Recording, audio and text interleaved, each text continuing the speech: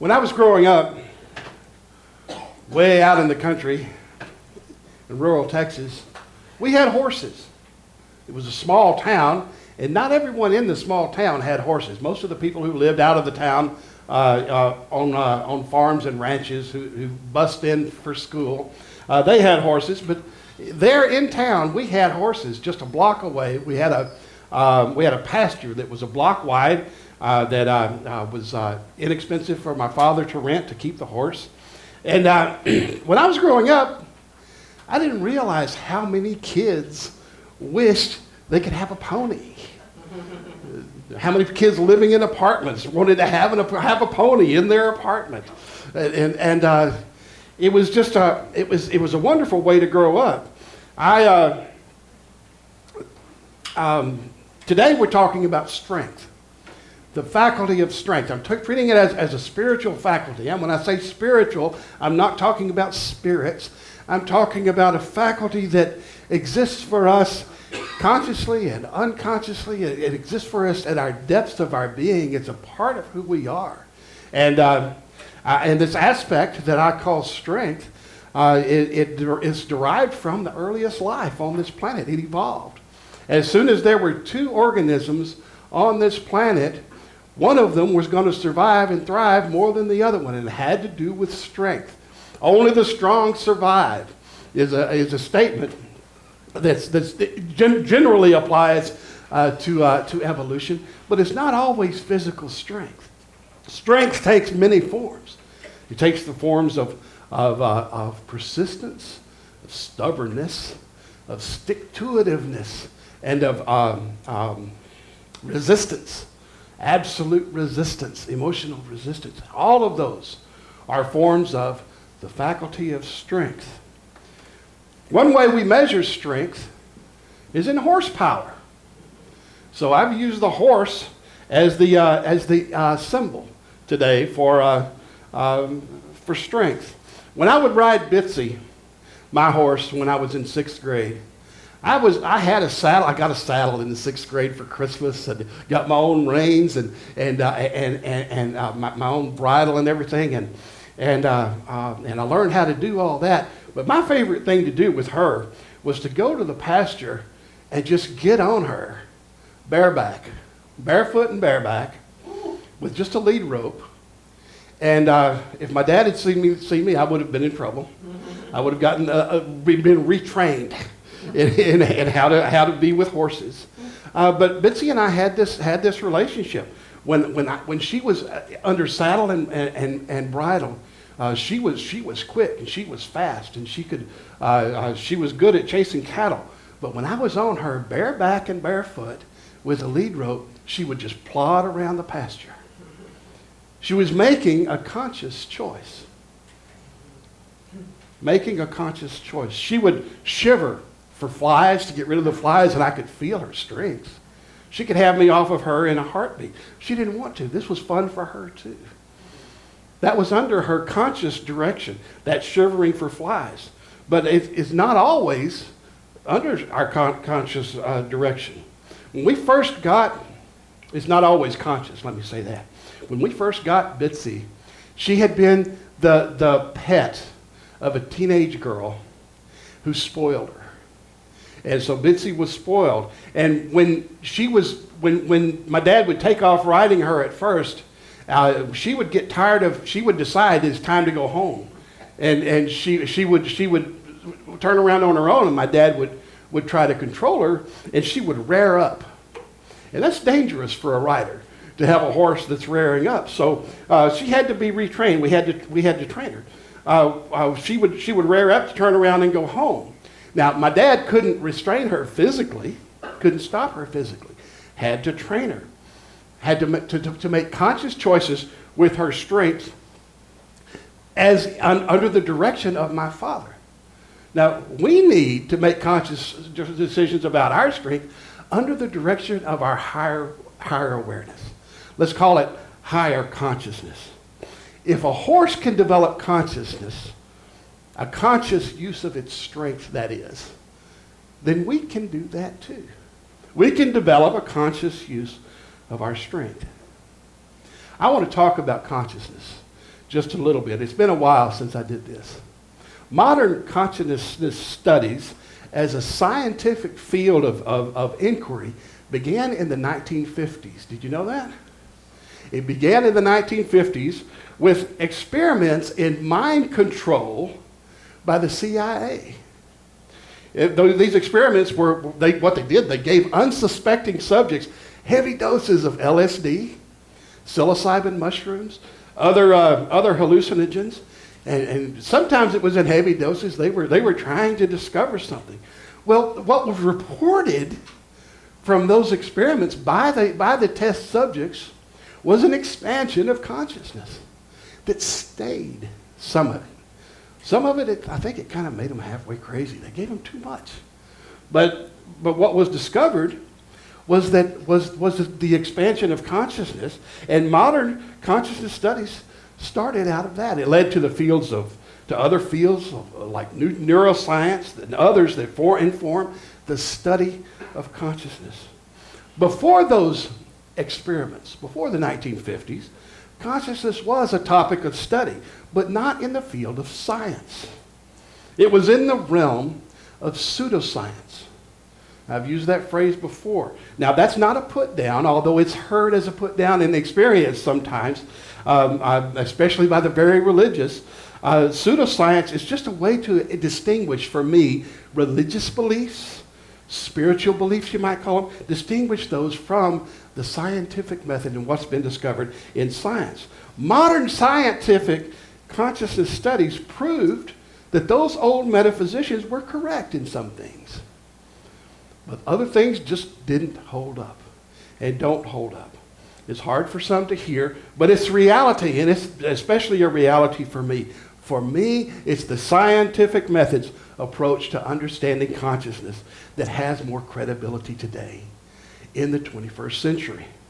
But the work of those old metaphysicians, I consider myself one, those work of those old metaphysicians has value if it's read through the lens of modern consciousness studies, because then you can see where they were off and you can see where they were on. As we study these spiritual capacities, my goal is to get beyond just the belief stuff, but also get into science.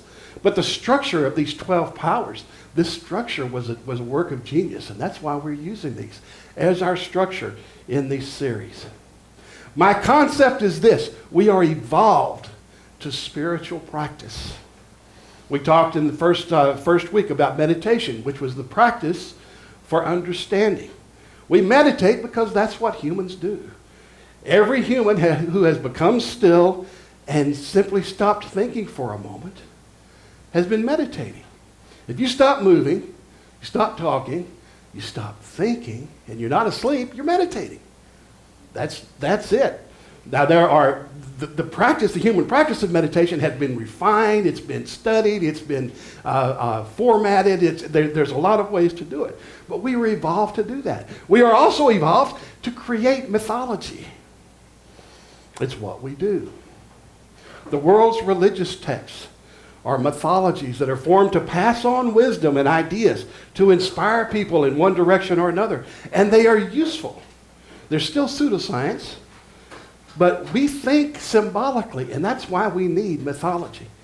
We really do. Today we're talking about strength, also called persistence. This spiritual capacity enables us to persist in our efforts. Persist in our efforts enough to succeed in life when it's in balance. Now, when this faculty is out of balance, it might have us stay in a situation and tolerate the intolerable situations just out of stubbornness, far beyond the time we need to leave.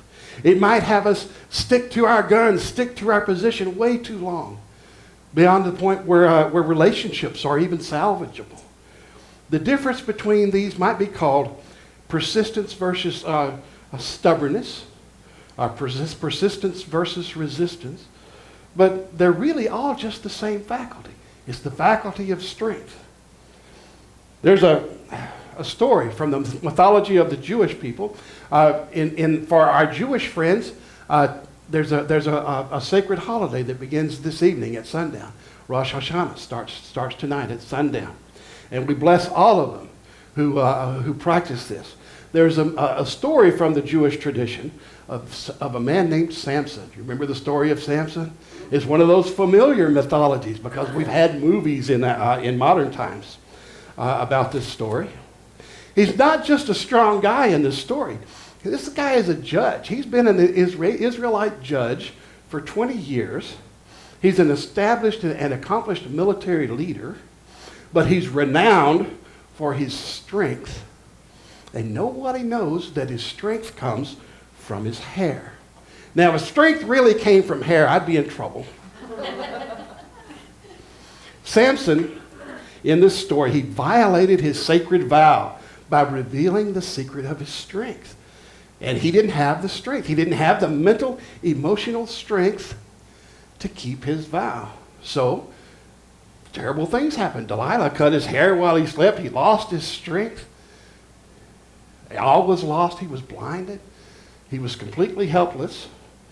But he prayed and brought himself back into alignment.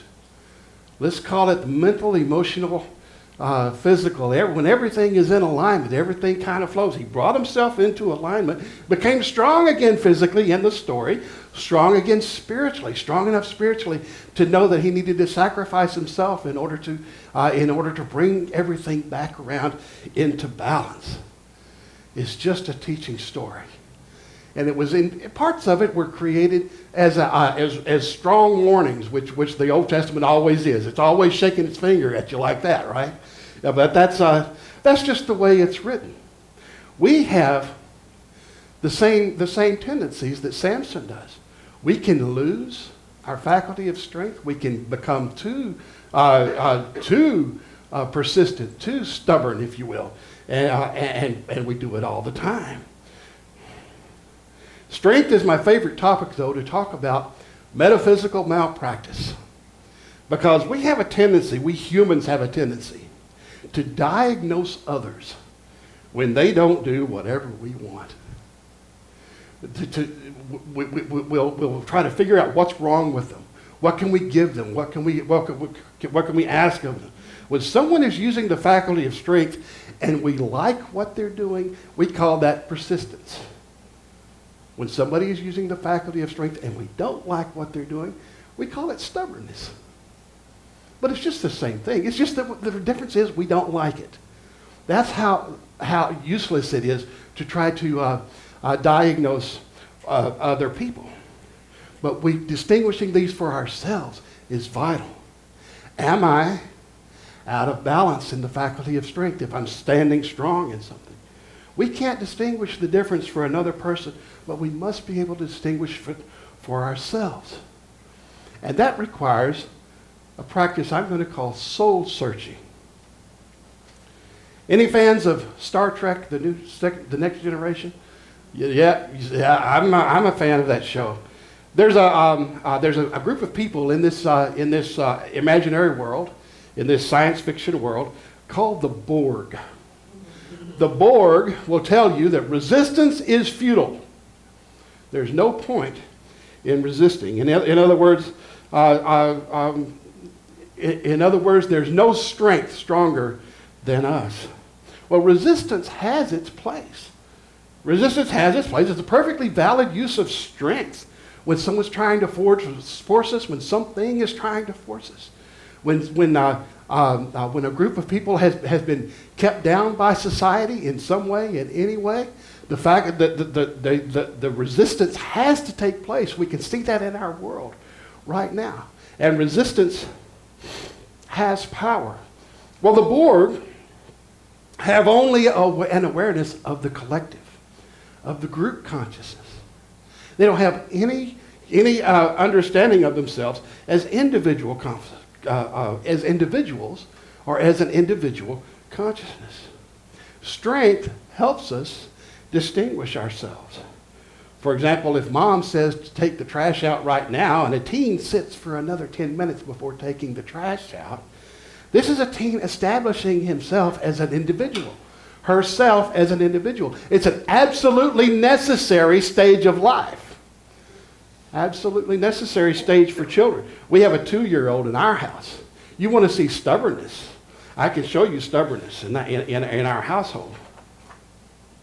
Well, in one of the episodes of Star Trek: The Next Generation, they capture one of the Borg. And this Borg was once a member of the ship. And a crew member named Guinan is talking to Borg. His name is Hugh. He calls himself the third of five, but his name was Hugh, and he comes back to realize his name and to accept his name. She teaches him, Guinan teaches this Borg, that resistance is not futile, because her people were almost destroyed by the Borg, but she survived. She was strong. The resistance was worthwhile. Resistance is not futile. Resistance is worthwhile. We have to be able to use it consciously and make our conscious decisions on where we're using it and when we're using it. In the story, Hugh takes that awareness with him, and it becomes an idea that will spread. It's kind of like when we take an affirmation and try to make it our own, try to make it a part of our own thinking. It becomes a seed thought that can build and create a different consciousness for us. The practice for strength, as I mentioned, is soul searching. Now, I'm using that term generically too. Most atheists became atheists through the process I call soul searching. Has nothing to do with a belief in the soul or what happens after death. I'm simply talking about that self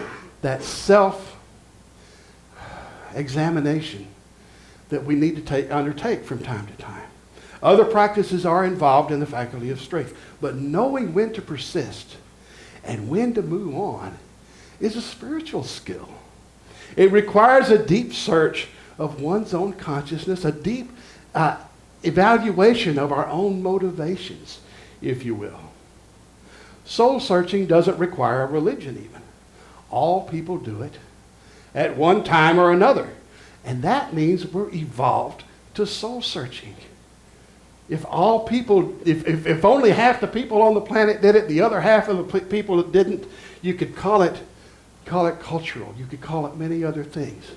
But this is something all people to do, and all the literature of all the peoples talk about this practice of soul searching. So we can choose that practice. We can use that practice consciously, make the conscious choice to do the soul searching required and necessary to evolve our faculty of strength, especially in situations where our own persistence is questionable. Let's take a time now. Let's take a moment now for meditation.